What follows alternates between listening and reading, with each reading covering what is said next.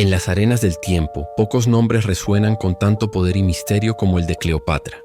Fue la última reina de Egipto, una mujer que desafió las normas de su época y cuya inteligencia brilló tanto como su legendaria belleza. Pero más allá del mito y la seducción, Cleopatra fue una estratega política excepcional, una líder que habló 9 idiomas y luchó hasta su último aliento por preservar la independencia de un reino milenario en un mundo dominado por Roma. Su historia es la de una mujer que se atrevió a jugar el juego del poder en sus propios términos. Nació en el año 69 a.C. en Alejandría, la joya del Mediterráneo, capital de un Egipto que ya no era el imperio todopoderoso de los faraones, sino un reino helenístico tambaleante, sometido a intrigas palaciegas y amenazas externas. Era hija de Ptolomeo XII, conocido como Auletes, el flautista, un rey débil y despreciado que debía su trono al respaldo de Roma.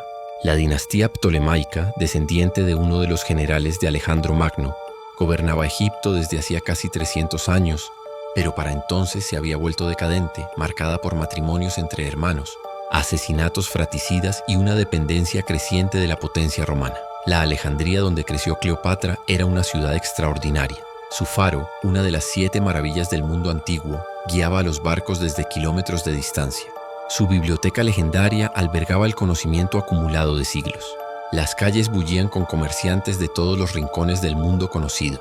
En este ambiente cosmopolita, Cleopatra creció rodeada de lujo pero también de peligro constante. Desde niña, Cleopatra recibió una educación excepcional. Mientras sus antecesores habían gobernado sin siquiera aprender el idioma de sus súbditos, ella dominó el egipcio antiguo, además del griego, latín, hebreo, arameo y otras lenguas. Estudió filosofía, matemáticas, astronomía y retórica. Era una mujer culta en un mundo donde el poder solía medirse solo con espadas, y esa sería su mayor arma. Los historiadores antiguos comentaban asombrados que podía conversar con emisarios de diferentes naciones sin necesidad de intérpretes, algo inaudito para un monarca de su tiempo. Cuando su padre murió en el año 51 a.C., Cleopatra tenía 18 años y heredó el trono junto a su hermano menor, Ptolomeo XIII, con quien debía casarse según la tradición ptolemaica, pero la joven reina no estaba dispuesta a ser una figura decorativa. Desde el principio dejó claro que gobernaría en solitario.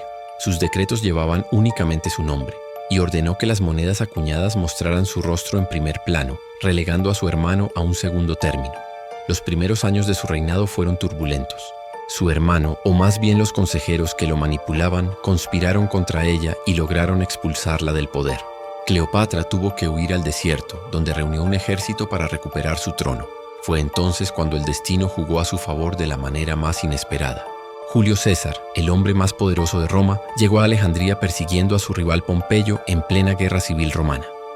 Cleopatra vio en César no solo un aliado, sino la oportunidad de salvar a Egipto.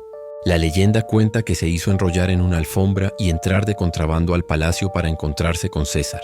Aquella noche, la joven de 21 años cautivó al general romano de 52, no con su belleza según relatan los historiadores, pues su aspecto era más bien ordinario, sino con su inteligencia, su encanto y su visión política. César quedó fascinado. Con su apoyo militar, Cleopatra derrotó a su hermano, quien murió ahogado en el Nilo, y consolidó su poder. De aquella relación nació un hijo, Cesarión, a quien Cleopatra presentó como heredero legítimo tanto de Egipto como de Roma. Pero la historia dio un giro brutal. En el año 44 a.C., César fue asesinado en Roma, apuñalado por senadores que temían que se proclamara rey.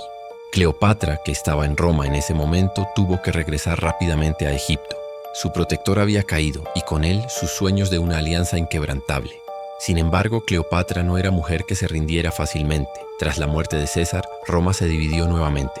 Marco Antonio, uno de los 3 hombres que gobernaban el mundo romano, convocó a Cleopatra a reunirse con él en Tarso. La reina llegó en una barca dorada con velas de púrpura, vestida como la diosa Afrodita, en un despliegue de magnificencia calculado para impresionar.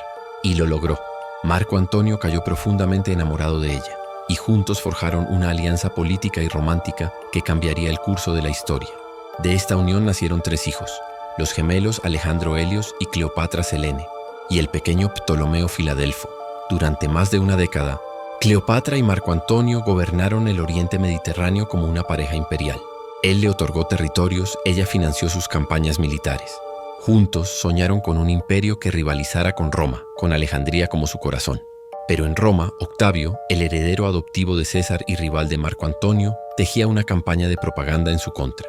Pintó a Cleopatra como una bruja seductora, una reina oriental corrupta que había hechizado a un noble romano y amenazaba la grandeza de Roma. En el año 31 a.C., las fuerzas de Octavio y Marco Antonio se enfrentaron en la batalla naval de Actium frente a las costas de Grecia.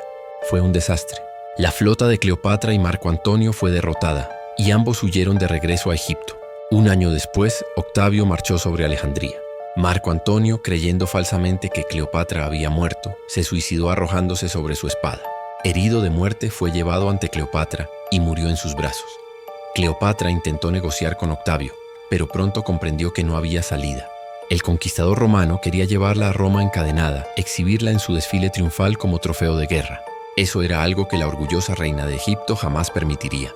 El 10 de agosto del año 30 a.C., con 39 años, Cleopatra se quitó la vida. La tradición sostiene que murió por la mordedura de un áspid, una serpiente venenosa símbolo de la realeza egipcia, aunque los historiadores modernos debaten si pudo haber sido veneno. Con su muerte, Egipto dejó de ser un reino independiente y se convirtió en una provincia romana. La dinastía tolemaica, que había durado 3 siglos, llegó a su fin. Octavio ordenó ejecutar a Cesarión, el hijo de Cleopatra y César, eliminando cualquier amenaza a su poder. Los otros hijos de Cleopatra fueron llevados a Roma y criados por la hermana de Octavio. El legado de Cleopatra ha sido distorsionado durante siglos. Los romanos la retrataron como una seductora peligrosa, y esa imagen persistió en el arte y la literatura occidental. Shakespeare la inmortalizó en su tragedia. Hollywood la convirtió en leyenda con Elizabeth Taylor. Pero la verdadera Cleopatra fue mucho más que una amante de hombres poderosos. Fue una gobernante astuta que mantuvo a Egipto independiente durante 2 décadas en una época imposible, que negoció con las mentes más brillantes de su tiempo en su propio idioma, que fue adorada por su pueblo y temida por sus enemigos. Hoy, 2000 años después de su muerte, Cleopatra sigue fascinando al mundo. Su tumba, perdida en algún lugar de Egipto, aún no ha sido encontrada, como si incluso en la muerte se negara a ser capturada por quienes la subestimaron en vida. Fue la última faraona, la última defensora de un Egipto libre, y aunque perdió su reino, ganó la inmortalidad, como escribió el historiador Plutarco siglos después. Su belleza no era incomparable, pero su conversación tenía un encanto irresistible, y su presencia, combinada con la persuasión de su discurso y el carácter que impregnaba todo lo que decía, era cautivadora. Cleopatra demostró que el verdadero poder no reside solo en los ejércitos, sino en la inteligencia, el coraje y la determinación de nunca rendirse, incluso cuando el mundo entero conspira en tu contra.